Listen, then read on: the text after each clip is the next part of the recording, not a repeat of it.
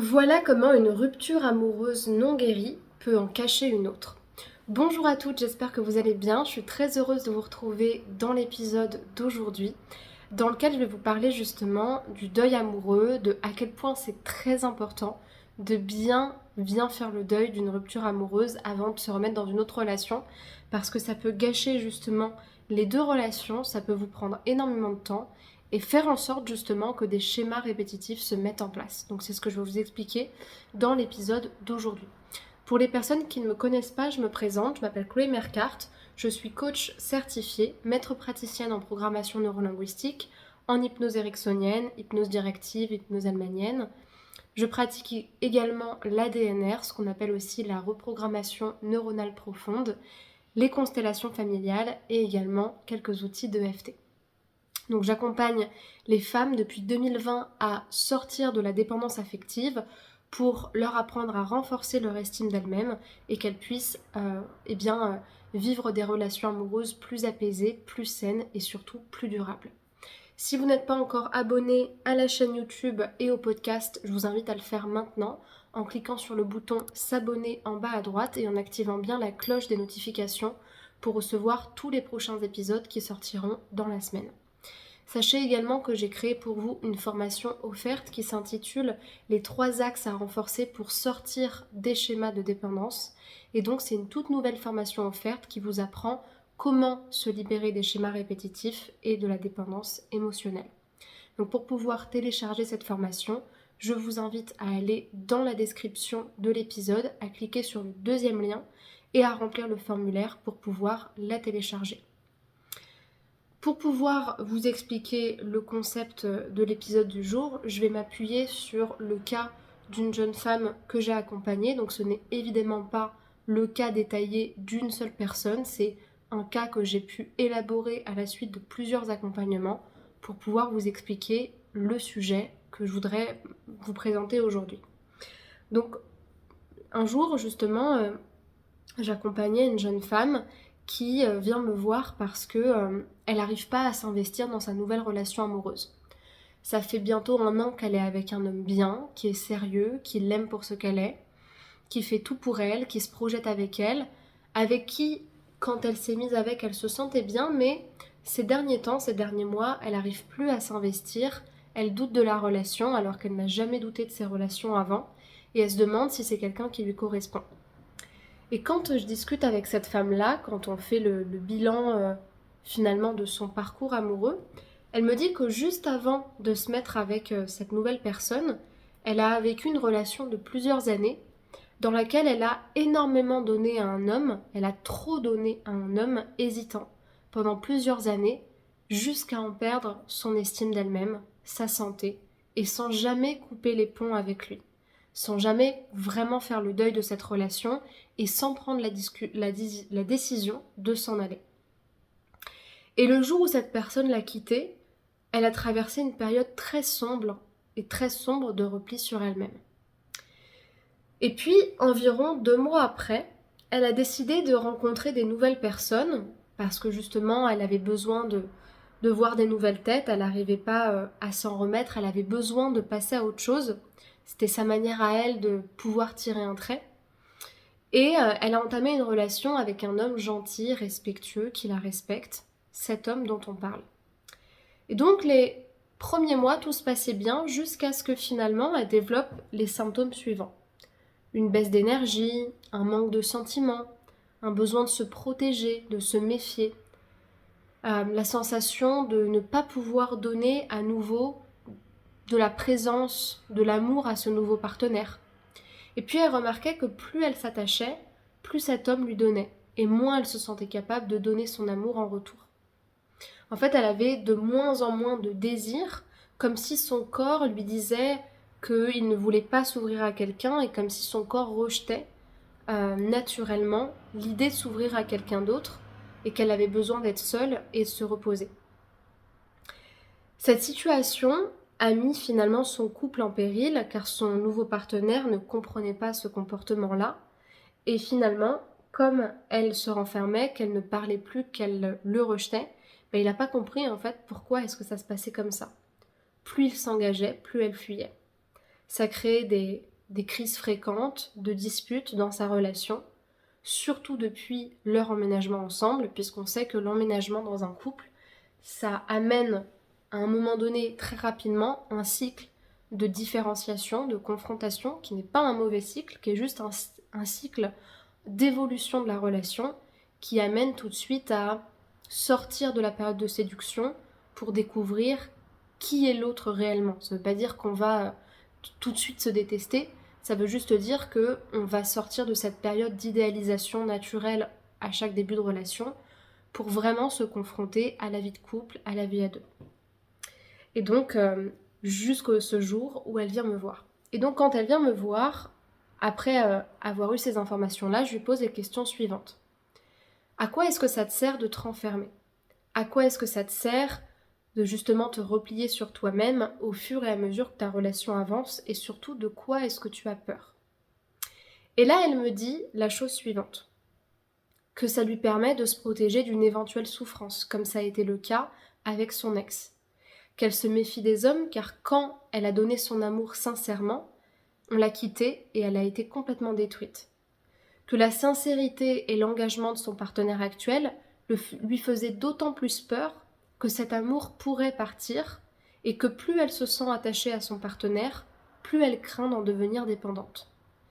Les 3 signes qui ont été dits à ce moment-là sont la preuve que la blessure de la relation passée n'a pas été guérie et qu'elle n'a pas été assimilée. Et ce que vous venez d'entendre, c'est justement la preuve et l'explication de ce en quoi ne pas faire son deuil d'une relation est très dangereux pour vos relations futures. Parce que le problème, c'est pas seulement qu'elle est en train de casser sa relation de couple, mais c'est qu'en fait elle est en train de se mettre dans un schéma qu'elle va répéter de plus en plus jusqu'à ce qu'elle guérisse l'origine de ce schéma-là, qui est en réalité une rupture, un traumatisme qu'elle n'a pas guéri, très probablement parce qu'elle-même ne veut pas l'affronter et parce qu'elle-même est en colère contre elle. Et tant et autant qu'elle sera en train de se distraire avec de nouvelles relations, de fermer les yeux sur ce qu'elle doit vraiment guérir, c'est-à-dire les liens toxiques avec son ex, eh bien finalement, le schéma se répétera encore et encore et encore et encore. En fait, il faut bien s'imaginer que quand vous avez un traumatisme, c'est comme s'il y avait quelque chose qui se brisait en vous. C'est comme s'il y avait une blessure qui s'ouvrait, une fracture qui se faisait. Moi, je ne suis pas médecin, donc ce que je vais dire, c'est que des métaphores. Mais à ce moment-là, l'os, le muscle, ce que vous voulez, le cœur, il est tellement choqué qu'il a besoin de développer des mécanismes de protection. Ces mécanismes de protection, ça va être de la méfiance, ça va être des croyances sur les hommes, ça va être des peurs, ça va être un repli sur soi-même. Ça fait partie des étapes du deuil, c'est tout à fait normal. Si vous vous faites brûler, vous n'avez pas envie de remettre la main dans le feu, c'est évident. C'est à ça que sert la protection, c'est à ça que servent les mécanismes de défense de l'être humain. Sauf que le problème, c'est que des fois, ces mécanismes qui sont associés au traumatisme, à la rupture, ils sont tellement violents, ils sont tellement confrontants face à ce qui est en train d'arriver. Va falloir s'occuper de soi, va falloir prendre du temps, va falloir tout reconstruire, que ça peut créer chez la personne une peur de l'effondrement et que ça, elle peut aller le chercher complètement ailleurs. Elle peut aller le chercher dans la drogue, elle peut aller le chercher dans l'addiction au sport, au travail, dans l'addiction aux hommes, ou tout simplement dans le fait de vouloir vite réécrire quelque chose d'autre, en allant chercher d'autres hommes, d'autres histoires. Sauf que le problème, c'est que la rupture, la blessure, elle n'a pas été guérie. Et votre inconscient, il n'est pas débile. S'il y a quelque chose qu'il n'a pas assimilé, il va le garder en travers de la gorge. C'est d'ailleurs une image et une expression que j'aime beaucoup parce que ça me fait penser à justement au moment où dans mes études de psychologie, on nous présentait le traumatisme comme quelque chose qu'on n'assimilait pas dans la gorge et qu'on tentait vainement, inconsciemment, d'assimiler en répétant, rejoint une scène à l'infini en essayant finalement d'avoir du pouvoir sur des situations futures que de toute façon on ne pourrait pas changer puisque le problème de base n'a pas été guéri. C'est comme si on essayait de rejouer la scène du traumatisme en essayant de faire en sorte de ne pas se péter le bras, sauf qu'en réalité le bras il est toujours pété et ça n'a pas été réparé. Donc c'est ça un petit peu l'image, c'est que pour ne pas créer ce type de schéma, forcément il faut guérir les traumatismes. Et ça passe par quoi? Ça passe par un travail de deuil, par un protocole sur le deuil, la séparation des liens toxiques. Ça se fait beaucoup en hypnose et en PNL aussi. Le travail sur l'estime de soi, se reconstruire en dehors de la relation de couple. Ou ça peut être aussi beaucoup de travail en hypnose sur la grande permission, se donner la permission de changer, se donner la permission d'effacer le traumatisme, se donner la permission d'avancer. Ou même encore un autre protocole qui s'appelle le nettoyage de printemps et qui permet de remettre chaque chose à sa place, de classifier ce qui appartient au passé et de se concentrer sur le présent. L'hypnose ici, elle est très utile parce qu'en fait, c'est quelque chose qui est tellement émotionnel, qui est tellement profond, que ça sert à rien de vous faire des exercices conscients et mentaux. Vous savez que ça va pas, vous savez d'où ça vient, mais c'est pas forcément le savoir qui va vous permettre de guérir le problème.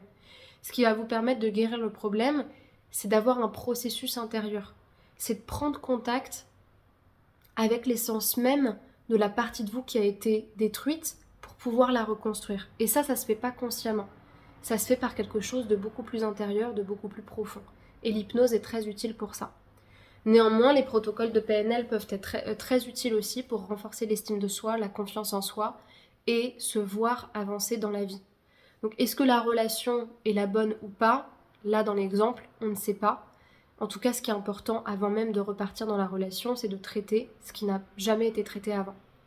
Donc, si jamais vous vous retrouvez dans ce type de situation actuellement et que vous souhaitez le travailler en séance, c'est quelque chose qu'on peut tout à fait faire à distance ou au sein de mon cabinet.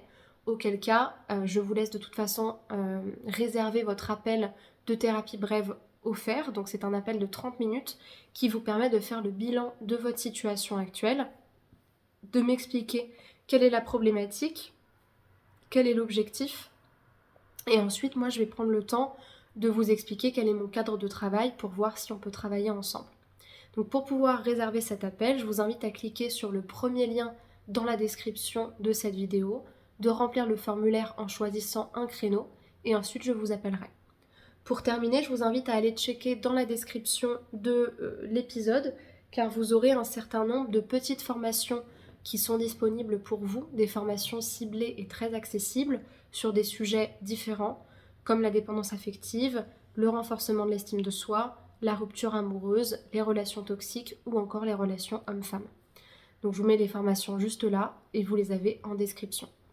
Pour terminer, rejoignez-moi sur les réseaux sociaux, Instagram, Facebook, YouTube, TikTok. Instagram, je crois que j'ai tout dit. Vous avez mes petits réseaux sociaux juste là et le lien pour me rejoindre en description. Et je terminerai avec ceci, likez la vidéo si vous l'avez aimée, notez l'épisode de podcast de 5 étoiles pour qu'il soit encore plus visible et partagé par la plateforme et laissez-moi un petit commentaire pour soutenir la chaîne car ça permettra à d'autres personnes de la découvrir.